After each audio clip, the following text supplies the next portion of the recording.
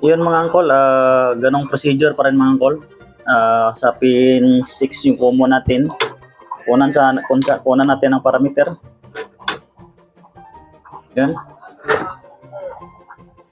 Yan. Kaan tayo na pin 6, ganun pa rin yung check up nito. P4, PO, dito pa rin. Check natin. Count tayo ng 6. 1, 2, 3, 4, 5, 6.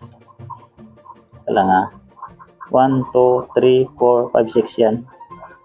Pin 6 to pin 5. 2.3. Yan, 2.3. Good. Pin 6 to pin 4.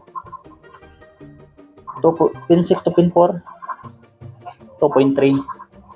Pin 6 to pin 6 to pin 3. 2.3. Pin 6 to pin 2. 8K. Pin 6 to pin 1, 1.9. Yan, good siya lahat mga angkol. Ibig sabihin niya mga angkol, may good siya lahat ng paa dito. Ibig sabihin, walang problema to dito ng area mga angkol.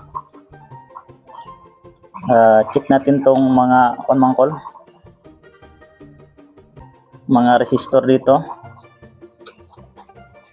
Yan mga angkol, dahil good naman lahat ng parameter dito.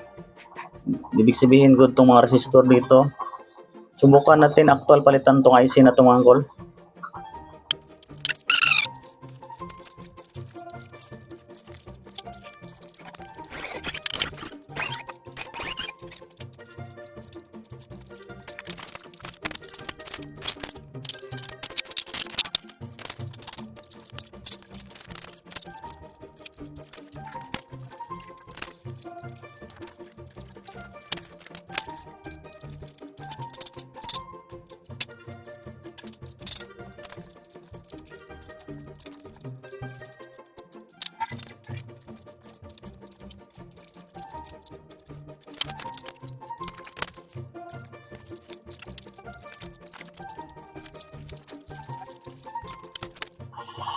Yan mga angkol, napalitan na siya natin ng bago.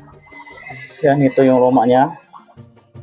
Tapos, nalagyan natin ng bago. Yan, tingnan nyo. Yan, hayanan na natin.